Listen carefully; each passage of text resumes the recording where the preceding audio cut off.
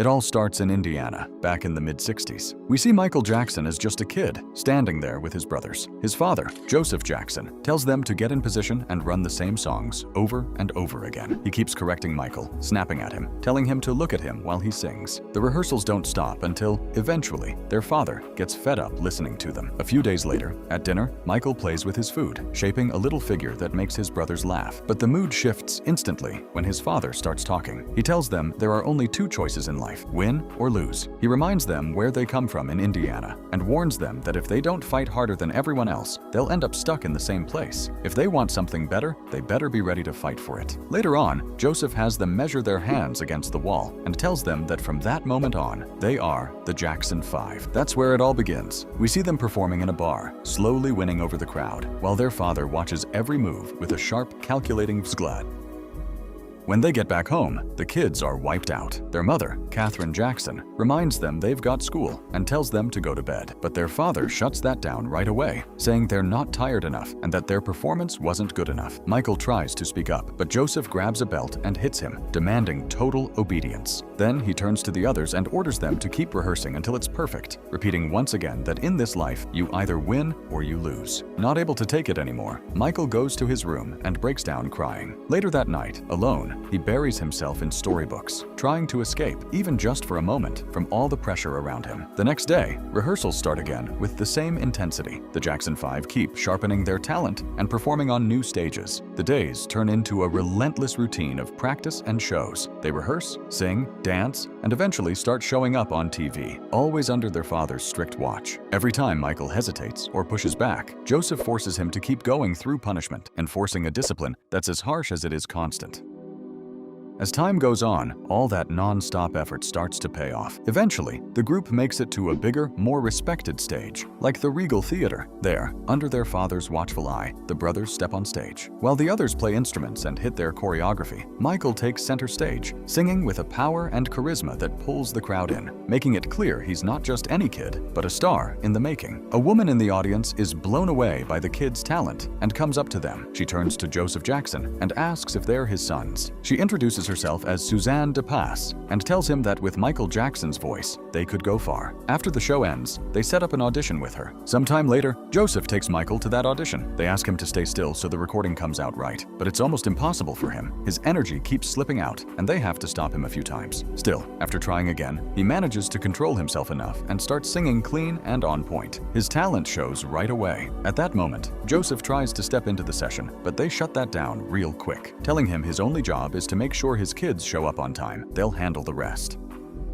Suzanne DePass watches everything closely, fully aware of the potential right in front of her. Not long after, they tell Michael they've never heard a voice like his before. They start showing him how music production works, the mixing, volume levels, tones, and how to use the equalizer, easing him into the professional recording world. But his father cuts in abruptly, saying Berry Gordy must be too busy, and decides to take him home to keep rehearsing. As time passes, we see Michael and his brothers recording and practicing more and more. Berry Gordy keeps working with him and explains that in the music industry, they can even play with his age to shape a stronger image. Just like that, the group rises fast. They give interviews, drop records, and their fame takes off like crazy. We jump to 1971. Michael, now more aware of everything around him, spends time with his pet, a rat, opening up to it, sharing thoughts and little stories, until he's interrupted by a call from outside. His father then introduces him to Bill Bray, who's gonna handle his security. Later on, Michael asks his mother if he can have a llama at home, explaining that he needs friends, and that with animals, he finds a kind of companionship that actually feels real. His mother tries to encourage him to connect with kids his own age, but Michael admits he's already tried, and it didn't work. The people who come close to him just want to stare or take pictures. Gently, his mother tells him she always knew he was different, even from the moment he was born. She says he carries a special light, and that, in her faith, he has to let it shine without letting anyone, not even himself, put it out. Later on, the Jackson 5 perform at a massive festival. The crowd goes wild for them, clapping, cheering, and soaking in every performance, proving just how strong their impact impact already is. The story moves ahead to 1978 in Los Angeles, California. Michael Jackson has his first major solo project lined up. In that moment, Quincy Jones asks him a crucial question: how he's going to tell his father that he's ready to drop his own album and step away from the family group. Michael, knowing what's at stake, decides to talk to his representatives. He asks them to help his father understand that he needs this project to express himself and build his own artistic identity. With Quincy Jones producing, the album is already in motion, with several tracks in progress. Finally, the moment comes when he faces his father.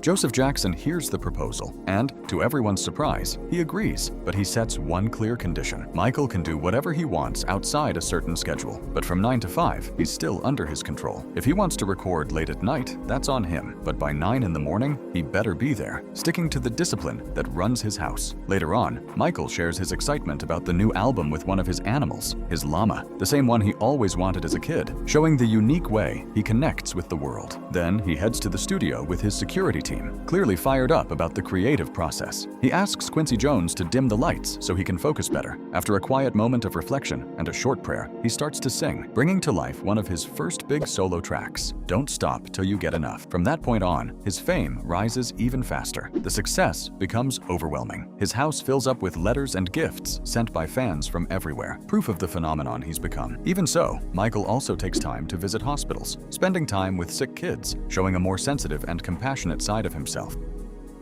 Sometime later, he gathers his brothers and parents to show them a new addition, a small chimpanzee he decides to name Bubbles. He explains that he rescued it from a place where it was being used for testing, and that now he's gonna take care of it. He points out that these animals are highly sensitive to their environment and to people, so they need constant attention and affection. Michael takes him to his room and, in an almost childlike way, shares his favorite stories. He talks about Neverland, the Lost Boys, and the world of Peter Pan, revealing his deep connection to the idea of never growing up, of escaping into a place where innocence still exists. The next day, Michael Jackson goes to a medical appointment, set on having cosmetic surgery on his nose. During the checkup, he also mentions his vitiligo and explains that he uses creams to even out his skin tone. The doctor asks why he wants the procedure, and Michael answers firmly. He's chasing perfection. He feels his face isn't fully symmetrical on camera, and to him, that's unacceptable. With that in mind, he goes through with the surgery. When he gets back home, his father, Joseph Jackson, notices the change right away. Michael tries to play it off, saying it's because of sinus issues. From that point on, we catch quick glimpses of his lavish home, where he even lives alongside exotic animals, like a giraffe, adding to the uniqueness of his lifestyle. Now recovered, Michael starts wearing makeup more often due to the spread of his vitiligo. In a conversation with his sister, he admits he's happy with how the surgery turned out. He adds that a lot of artists make changes like this, and that he wants the world to see him differently. He's not a kid in a group anymore. He's grown, and he's looking to redefine who he is. He also says he sees his fans as an extension of his own family. He knows it's time to take control of his future and become who he truly wants to be. Before leaving, he warns his sister to be careful with her snake, saying it's hungry, once again hinting at the strange world he lives in. Later on, he meets up with his father and brothers. Joseph Jackson says the Jackson family is a brand, but admits that Michael is, at that moment, the most recognized member. Because of that, he suggests putting together a new Jackson 5 tour. However, one of the brothers points out that Jermaine Jackson is no longer part of the group. Even so, Joseph keeps pushing the plan and suggests they ride the wave of Michael's album success. Michael steps in, clearly uncomfortable, and says he'll think about it, but his father snaps back, hinting that now that he's made it solo, he thinks he's better than the rest of the family. The tension builds, and Michael, shaken, decides to walk away with his security team. As he steps outside, he's met by a crowd of fans waiting in front of his house. In the middle of all that chaos, he tells Bill Bray he's tired of the constant pressure from his father. He explains he already had a clear plan, his album, his songs, and a possible solo tour. He wants to be free, make his own calls, and build his own path. Still, he admits that despite everything, he doesn't feel fully ready to take that final step and completely break away. Bill Bray warns Michael Jackson that his father is never gonna change, and that the smartest move would be to get legal advice. In the end, Michael makes a pragmatic call. He agrees to go on the family tour. The result is immediate. Tickets sell out fast, proving just how powerful his draw really is. The story moves forward to 1981 in Los Angeles, California. Michael attends a key meeting where he's confronted with a harsh reality. If his real goal is to keep going as a solo artist, he's gotta be willing to cut certain ties, even within his own family. That's when John Branca comes into the picture. Michael knows his track record, working with artists like the Beach Boys, and decides to trust him to take the next step in his career. After asking for a moment alone, he makes a direct, no-nonsense request. Now that he's his lawyer, he wants him to fire his father. Sometime later, Joseph Jackson gets the official document notifying him that Michael Jackson is ending his role as his manager. The reaction is instant, furious. Joseph goes to his wife and calls his son a coward for not facing him directly. He says that when he sees him, he's gonna confront him head-on. But Katherine Jackson steps in, firm, reminding him that Michael is not a child anymore, and he can't keep treating him like one. If he doesn't like it, she tells him he can leave. She also makes it clear that when he sees his son again, he should be thanking him, because a big part of what they have today is thanks to Michael. Joseph, hurt and prideful, fires back, saying it's all because of him, that he was the one who pulled the family out of nothing and built the path they're all living off now. Later on, while Michael is at a supermarket, a group of fans comes up to him asking for autographs, once again showing just how famous he's become. He tries to reconnect with his brothers by bringing them a game to spend some time together, but they brush him off, saying they're busy. With nowhere else to turn, Michael goes back to his private world, finding company in his chimp, surrounded by a mix of luxury, isolation, and a kind of quiet calm. That balance breaks when, going downstairs for a glass of water, he runs into his father face to face. Joseph, clearly upset, calls him out for firing him and accuses him of being a bad son. Even with all the tension, it doesn't turn physical, but the emotional distance between them is impossible to ignore. After that, Michael leans back into one of his most human sides. He visits hospitals to spend time with sick kids, strengthening his bond with those who need it most. At the same time, his artistic ambition keeps growing. He lays it out clearly. He wants to create an album that defines an era, put together a massive tour, sell out tickets in minutes, and pack stadiums all over the world. Meanwhile, his surroundings keep reflecting his eccentric lifestyle. One of his assistants is out walking a llama around the neighborhood, drawing confused looks from the neighbors. But for Michael, all of this is just part of his world.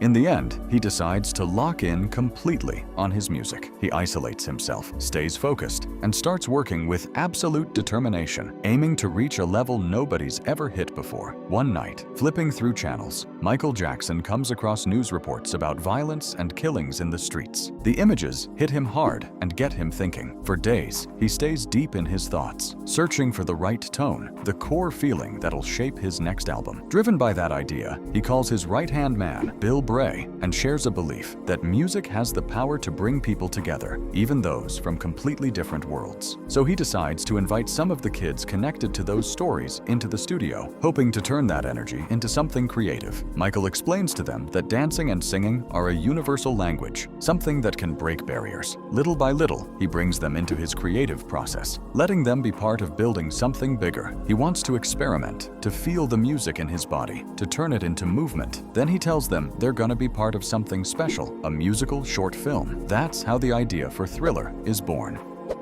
Inspired by horror movies, Michael decides it won't just be a song, it'll be a full visual experience. From there, we see him develop and produce a short film with a dark, cinematic edge, changing the game in how music can be presented. At the same time, he kicks off his world tour. The response is insane. Huge crowds show up trying to get tickets, proving his impact has gone global. In the middle of all that success, Michael sits down with Walter Yetnikoff. Even though Thriller is selling like crazy, he feels like something's still missing. He wants his videos playing on MTV. Walter warns him the network barely plays black artists, but Michael stands his ground. His music, he says, isn't for just one audience, it's for everyone. He's not about to accept any kind of discrimination. Despite the pushback, he convinces him to keep pushing. Eventually, Walter makes a bold move, demanding that Billie Jean gets heavy rotation, warning that if it doesn't, they might pull other artists from the catalog. The strategy works, and Michael finally breaks into MTV rotation. The story shifts to 1983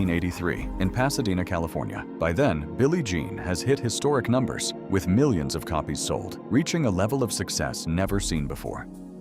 His presence on radio and TV pushes him even higher, locking him in as a global phenomenon. We see him on stage, performing his songs with unmatched precision and energy. His choreography, his iconic outfits, and his unique style completely captivate the crowd. In one of those moments, he pulls off his signature backward move, the legendary moonwalk, leaving the audience in total awe. After one of his performances, Berry Gordy, who supported him early on, comes up to him. Not long after, his father, Joseph Jackson, shows up and, instead of any affection, calls him a straight-up money-making machine, making Michael visibly uncomfortable. Later, Joseph Jackson meets with Don King, known for promoting top fighters. During the meeting, Joseph lays out his idea, putting together a massive world tour with his sons, making it clear that Michael Jackson would be the main draw. Impressed by how Don King handles business, he suggests they team up and turn it into a highly profitable move. Don King agrees, but sets one clear condition: if they can't get Michael on board, the whole plan could fall apart, and the fallout wouldn't be pretty. The pressure on Joseph builds, and his determination to get his son into the tour only grows stronger.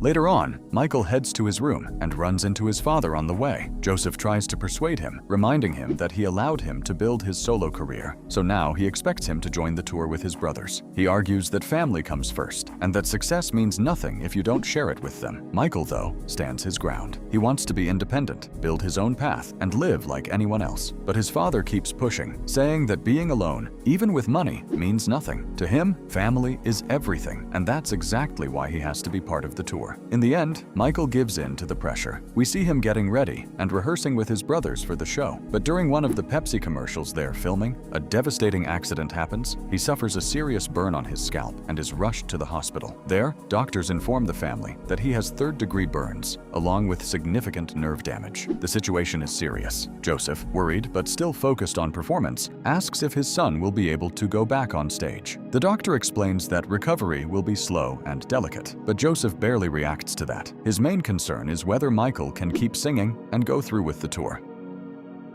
Sometime later, Michael looks at the aftermath of the accident. He realizes his hair won't grow back the same way, and that he'll have to rely on wigs. It's a turning point, not just for his appearance, but for his personal and artistic life too. A crowd gathers outside the hospital, waiting for updates on Michael Jackson. Inside, his mother, Katherine Jackson, comes to him, clearly shaken, and apologizes for not being able to protect him. Michael, not wanting to go deeper into that pain, asks her not to talk about it. Instead, he shifts the conversation to his father, saying no one seems able to stop him. Katherine, calm as ever, reminds him that no matter what happens, she'll always be by his side. As the days go by, Michael slowly starts to recover. In a conversation with his lawyer and representative, John Branca, he admits he can't stop thinking about the kids he saw in the hospital. That's when he makes a meaningful decision. He wants to donate a large amount of money, a six-figure sum, the same amount Pepsi will give him after the accident, to the burn unit, as a way to help others going through similar situations. Not long after, affected by the medication, exhaustion takes over, and he finally lies down to rest. Meanwhile, Joseph Jackson shares his concerns with his wife. He warns her that if their son doesn't join the tour, they could lose everything, even the house. He also insists the rest of the brothers won't go on without Michael. Katherine, calm but firm, tells him her son never wanted to be part of that tour, that it was all planned behind his back, and that he needs to accept Michael is already on his own path. She warns him that if he can't step aside, he risks losing him for good. Later on, still at the hospital, Michael Jackson talks with Bill Bray. He tells him he feels like God gave him a second chance. He's convinced his purpose goes beyond music. He wants to reach the whole world, heal people, and share his light and joy. He truly believes that's his calling. Still, he makes it clear he'll do the tour for his family, but after that, he'll be ready to follow his own path. And just like that, in 1984, the Victory Tour takes place, organized by Joseph Jackson. The brothers reunite on stage with Michael for a tour that would mark the end of an era.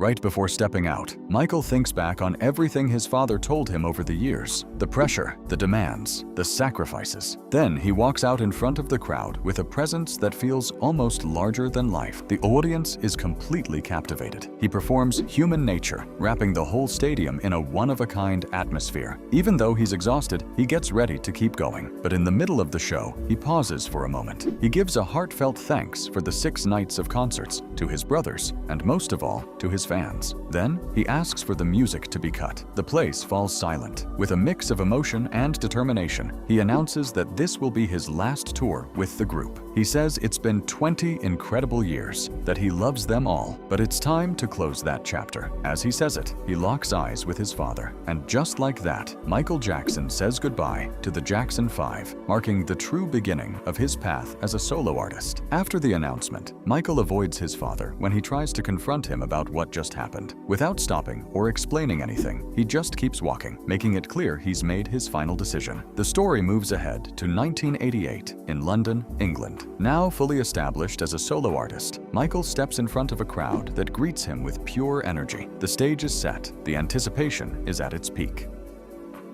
The show kicks off. Michael steps out and opens with Bad. His voice, his presence, every single move, it all hypnotizes the crowd. The audience is completely locked in, giving everything to a figure who's no longer just an artist, but a global icon. Every step, every gesture, every note confirms what the whole world already knows. They're watching a legend at his absolute peak. The movie wraps up with the promise that this story isn't over, leaving that feeling that there's still more chapters to be told in the life of this artist. And that's where Michael 2026 comes to an end. If you enjoyed this recap, don't forget to like the video and subscribe for more content. See you next time.